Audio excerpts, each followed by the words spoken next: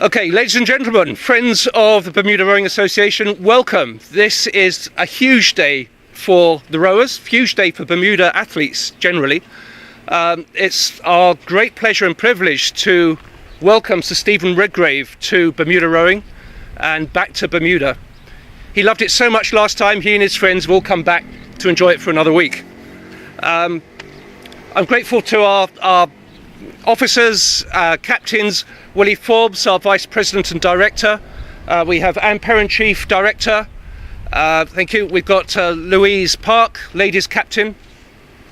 And I think that's it from the board. But for all those that pull together for sport in Bermuda, thank you for turning up.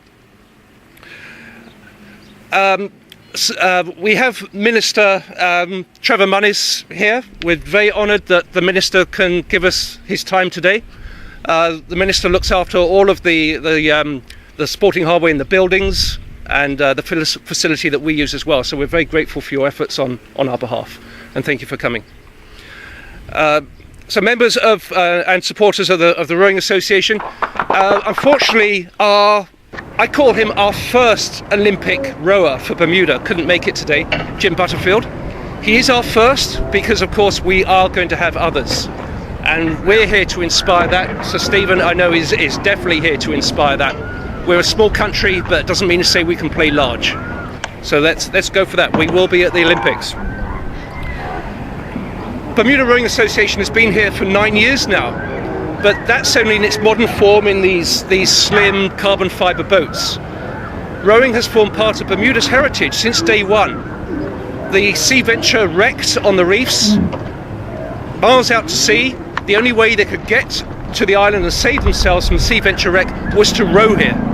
Rowing has been very much part of Bermuda's heritage since day one, through the pilots, through the fishermen, through everybody. We are just its current form. We're here to encourage it. We have 80 members. We're over 60% female based. We have a strong junior program. Some of the juniors are standing behind me. And we are a charity, so we have a bursary system.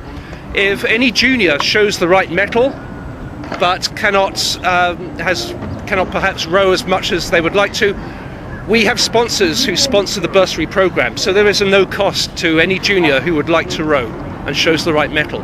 So our message to the whole community is come on down and try this fantastic sport.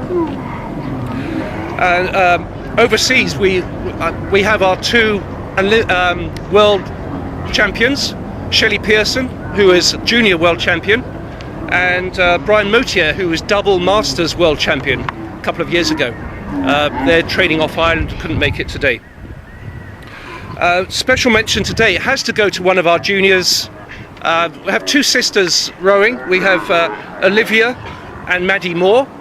Maddie, as you all know, has just come back from the Carifta Games. She won 2 golds for Bermuda, 1 silver and 1 bronze. So Stephen's 5 golds, and we have Maddie Moore who's catching up fast. I'd like Maddie to come forward. So one of our stars, and well deserved. And from the Olympics, you saw a lot of Sir Stephen carrying the torch into the stadium, but he was there for a lot of the events, and if any of the rowers were looking less than happy, they were treated to the Redgrave hug. And I hope, in congratulations, you might witness. Oh, we can do that. Congratulations. Well done, Maddie. And so Sir Stephen could remember his trip here even more, and perhaps persuade your family and friends how beautiful this island is. We have a presentation for Sir Stephen. Right. There you go, just a token, and for your next golf game. All right. Perhaps. We can swap hats now immediately. There you go. Oh yeah, cool. Thank you very much. Thank you. You can wear sunglasses over that one because there's no bubble. That's enough from me. Over to Sir Stephen Redgrave. Thank you very much, Minister. Michael, thank you for organising coming down. I was here 18 months ago with the Hackers Cup as we came in, had a fantastic time last time. It went so well, we decided that they'd have the event again. That's what's brought us in again this time. And once Michael knew that I was coming in again, once he got himself into one of the golf teams, and we did okay. We came second, so quite pleased with that. And obviously coming down to see some of the rows because of the restraint on time. We haven't been able to get across to the boathouse itself, but it's a great honour, and it's great to see that the youngsters coming down in enjoying the sport. And in a few minutes' time, I'm going to see some of them actually out on the water, which will be a lot of fun. I started rowing back in 1976. Seems a very long time. Yes, I'm a very old man now, and it's very rare that I actually get out in a boat and do any rowing now. But I certainly still enjoy the sport. I've been president of British Rowing for the last 13 years. I'm trying to hand that post on to somebody else, but nobody else will take it. So I know that firsthand of what it's like to try and organise an association, a federation, and the sport of rowing. In Great Britain, we have a lot of rowers, a lot of events, and then when you're in Bermuda, is that of a handful of people, the enthusiasm of a few individuals that make it happen. So of these people here are part of the committee of a fantastic job of being able to get the rowing club up, and the success that you've been getting is that a fabulous bit of water to be able to row on. Sometimes when you think about islands and rowing on the sea, you think it's not quite of what we prefer as rowing. We don't like waves, we don't like washes, and certainly you get quite a lot of washes around with the boat. So early mornings, late afternoons are the best time of going out on the water. I know that you have a lot of fun. I actually went to St. Petersburg 3 years ago to celebrate the Russians celebrating their anniversary of 150 years of rowing. Wow. Started by the British. The English Rowing Club still exists, or was rebuilt. It lasted all the way up to the Second World War, and then the sieges of Leningrad, it actually got taken down and burnt down for fuel in the sieges of that city. But they've rebuilt it, restored it, and now rowing is starting to grow out in St. Petersburg. I hope that I can come back and hopefully celebrate your 150th anniversary. I don't think I'll quite get there, but they might come up with modern new techniques of keeping people alive. That would be absolutely fantastic. But certainly enjoyed the time at the island. That it's a destination that the sport of rowing is growing all the time, and it's good to see. But you've got some great golf courses as well. So my passion now is still a little bit with rowing, but still very much out on the golf course as well. So thank you very much for coming, inviting me along here, and I'm really looking forward to seeing a little bit of rowing. If I can give any tips that may improve that level, I will try and do that. But we were over at HSBC the other night and seeing the crews out on the water, and I'm not quite sure if I can benefit the good rowing I saw that night. So we'll see how we get on. But thank you very much for inviting me. Thank you. You're welcome.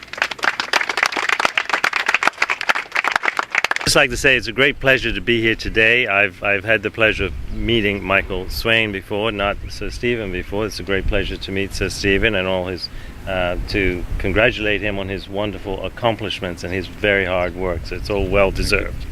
I would also like to congratulate the Bermuda Rowing Association on the very hard work they've done. Today I represent the facilities side of it as Minister of Public Works. So we're going to be working hard to try to maintain and improve the facilities which the Rowing Association has access to, and they have our full support, as do all ventures which benefit the youth and the island in general. And it's a great pleasure for me to be here today. Thank you very much. Thank you, sir. Because the minister's made a very good point there of it's about facilities, being able to have opportunities to be able to improve within the sport. When I came in last time, I went to one of the local schools and gave a little talk about how I got into the sport and a little bit about rowing, and they had some rowing machines, and there seemed to be a lot of people very keen to get out on the water and try the sport on the water side. By having one rowing club is absolutely fantastic. But what you need is at least two, and set up the rivalry between them. There's quite a big rivalry between some of our universities in the UK. I think it's known as the boat race. between Oxford and Cambridge, and that rivalry really does improve the sport. So it's great to be able to have one rowing club, but if you could find another site for another, and all these school kids that are having the taste of the sport, of being able to get them out and start racing each other, I think you'll find a lot more people coming into the sport, a lot more people improving in the sport, and having a lot of fun. And when you've got an island with the resources of water all around you, you should be using those resources. So my little dig of trying to get a little bit more of resources and boats and equipment and boat houses would be absolutely fantastic for the sport. So I'll leave that with you with that one, Minister. Very much. And I mean, if Sir Redgrave is given this such a big promotion, and I think you single-handedly have more Olympic medals than we do as a country, I think it's something that we should listen to. But any type of youth sport program, especially that has the impetus behind it as Rowan does, is something that we need to encourage. We need to just continue to encourage more sports for our young children, because that's the avenue by which we save our children and keep strengthening our community. So I encourage you all to continue to work hard with multiple disciplines. I see, and just the best wishes to you all. Thank you. Thank you, sir.